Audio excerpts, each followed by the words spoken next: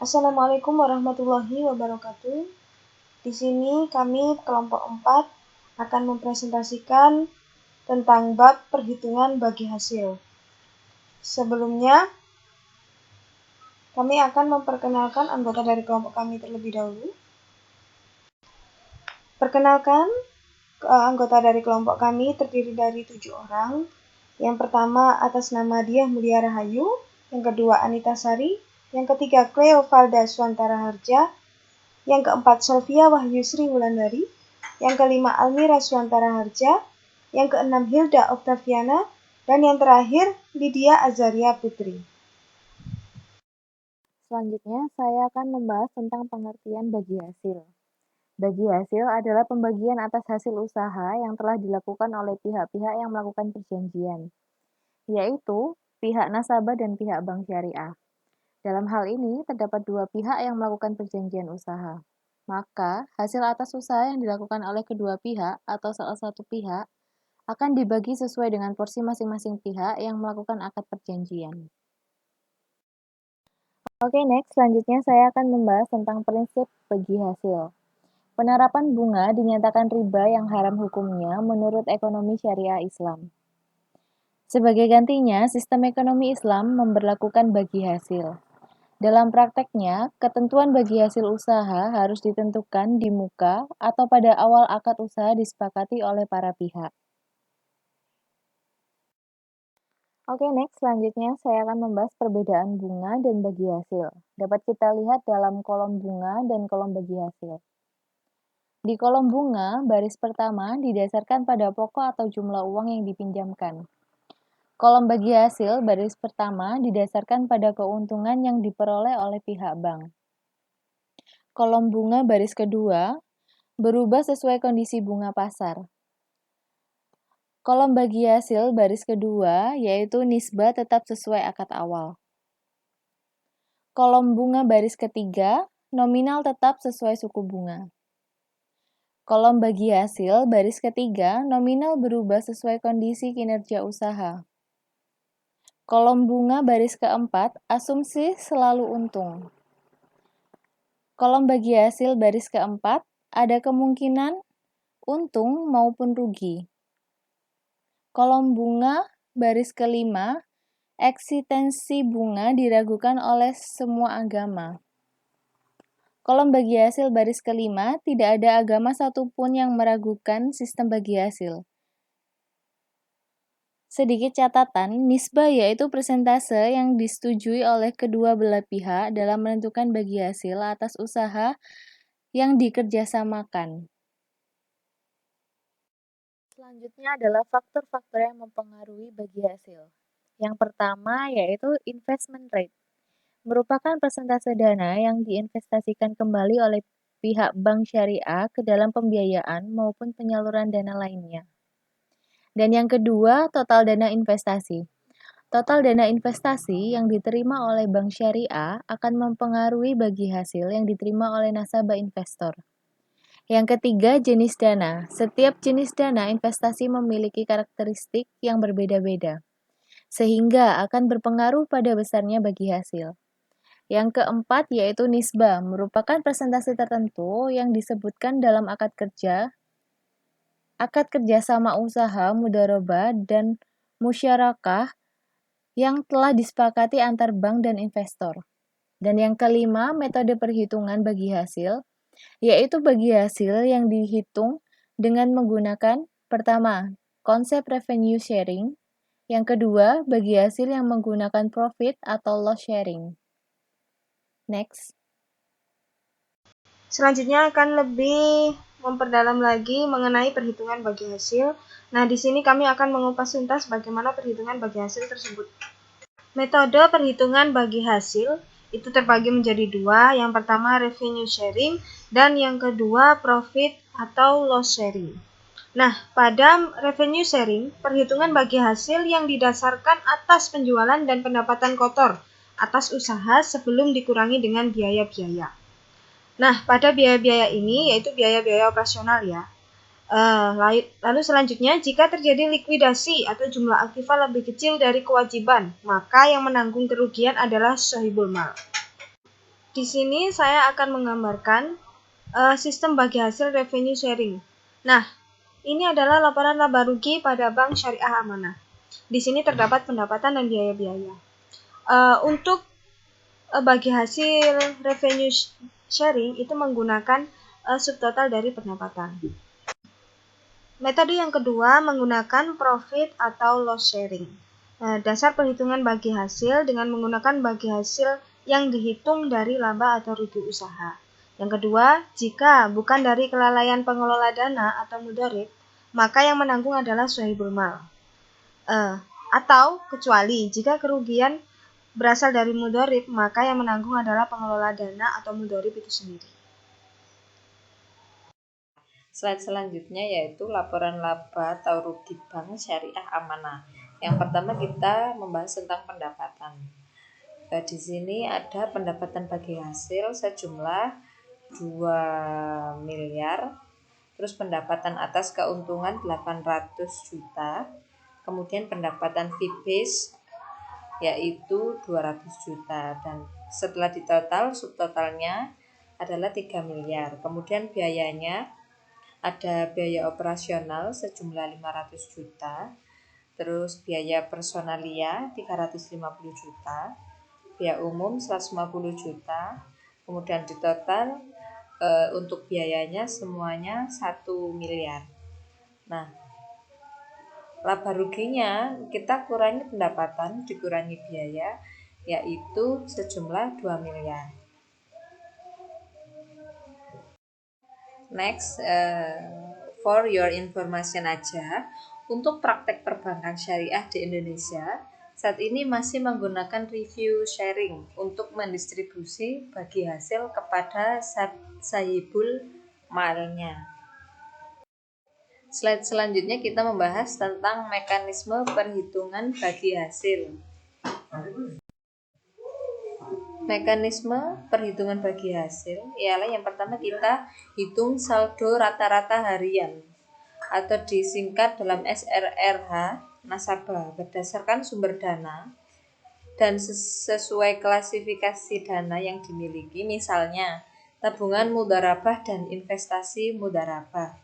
Kemudian selanjutnya langkah kedua kita hitung saldo rata-rata hariannya, saldo rata-rata harian dari bank. Dan langkah selanjutnya yaitu menentukan distribusi pendapatannya. Yang selanjutnya adalah rumus SRRH atau saldo rata-rata harian nasabah, di mana SRRH sama dengan JST atau jumlah saldo rata-rata tertimbang dalam periode berjalan dibagi dengan JH atau jumlah harian dalam periode berjalan. Rumus menghitung distribusi pendapatan pada Bank Umum Syariah, di mana DP atau distribusi pendapatan sama dengan saldo rata-rata harian masing-masing tipe dana dibagi dengan total saldo rata-rata harian dikali dengan P atau pendapatan yang diterima oleh Bank Syariah pada periode berjalan.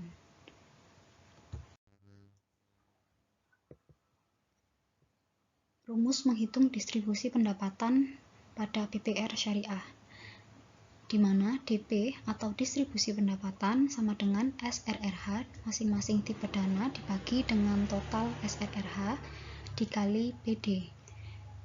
Sebagai catatan, jika SRRH lebih besar sama dengan SRRP, maka pendapatan yang dibagikan PD sama dengan P. Jika SRRH kurang dari SRRP, maka pendapatan yang dibagikan PD sama dengan SRRH dibagi SRRP dikali P. Ilustrasi perhitungan bagi hasil.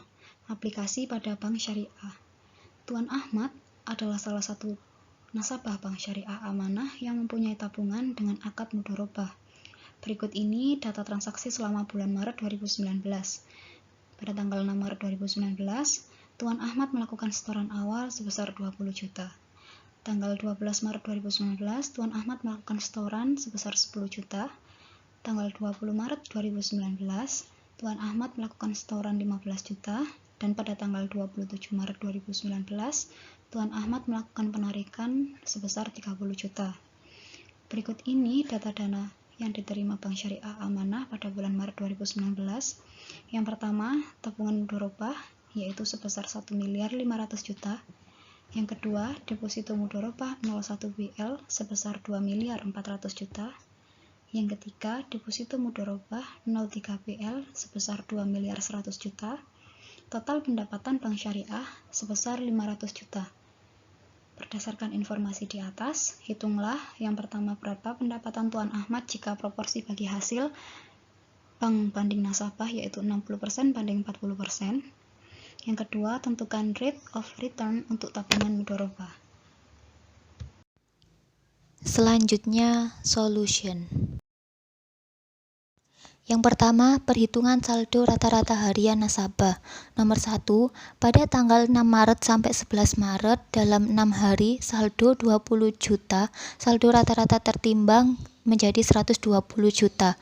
Nomor 2, tanggal 12 Maret sampai 19 Maret dalam 8 hari saldo 30 juta, saldo rata-rata tertimbang menjadi 240 juta. Nomor 3, pada tanggal 20 Maret sampai 26 Maret dalam 7 hari saldo 45 juta, saldo rata-rata tertimbang menjadi 315 juta. Nomor 4, pada tanggal 27 Maret sampai 31 Maret dalam 5 hari saldo 15 juta, saldo rata-rata tertimbang menjadi 75 juta. Total keseluruhan dalam 26 hari saldo rata-rata tertimbang menjadi 750 juta. Dalam mencari saldo rata-rata tertimbang adalah hari dikali saldo. Jadi, saldo rata-rata harian dana Tuan Ahmad adalah jumlah saldo rata-rata tertimbang dibagi jumlah hari. 750 juta dibagi 26 sama dengan 28.846.154 rupiah. Yang kedua, perhitungan saldo rata-rata harian bank. Saldo rata-rata harian yang pertama, tabungan mudharabah 1,5 M. Yang kedua, deposito mudharabah 2,4 M. Yang ketiga, deposito mudharabah 2,1 M. Total saldo rata-rata harian menjadi 6 M. Yang ketiga, menentukan distribusi pendapatan. Atas dasar data tersebut, maka kita dapat menghitung distribusi pendapatan menurut klasifikasi dana sebagai berikut. Dengan rumus, distribusi pendapatan sama dengan saldo rata-rata harian masing-masing tipe dana dibagi total saldo rata-rata harian dikali pendapatan. Tabungan mudharabah sama dengan 1,5 M dibagi 6M dikali 500 juta sama dengan 125 juta. Investasi mudharabah 1 sama dengan 2,4 M dibagi 6M kali 500 juta sama dengan 200 juta. Investasi mudharabah 3 sama dengan 2,1 M dibagi 6M kali 500 juta sama dengan 175 juta. Total keseluruhan sama dengan 500 juta. Dari total pendapatan yang didistribusikan sesuai dengan klasifikasi dana di atas yang berjumlah 500 juta, maka kemudian jumlah ini akan dibagi hasilkan kepada pemilik dana atau sahibul mal dan pengelola dana atau mudharib sesuai dengan nisbah bagi hasil yang telah disepakati pada awal akad 2019. Yang keempat, distribusikan bagi hasil sesuai nisbah kepada pemilik dana.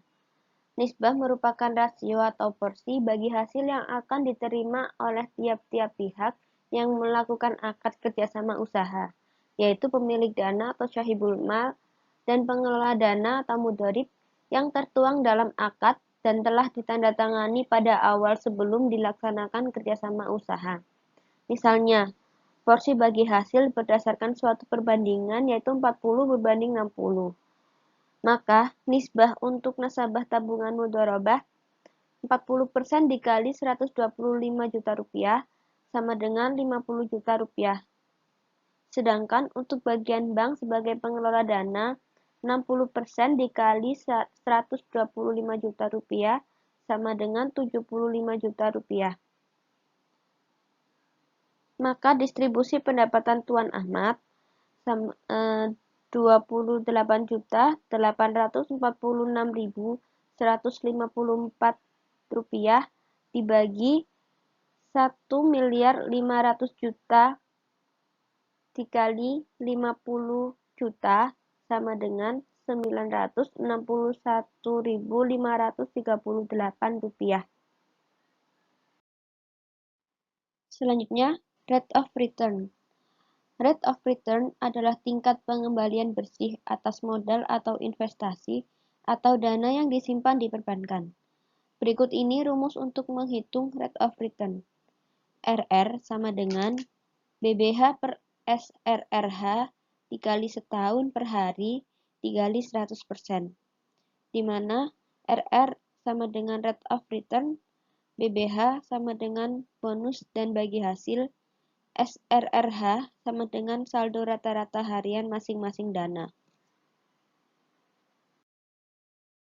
Jadi, rate of return untuk soal di atas adalah tabungan mudharabah RR sama dengan BBH per SRRH dikali setahun per hari dikali 100% sama dengan BBH 50 juta rupiah per SRRH 1.500.000.000 rupiah dikali setahun per hari 365 per 31 dikali 100% sama dengan 0,03 dikali 11,77 dikali 100% sama dengan 35,31%.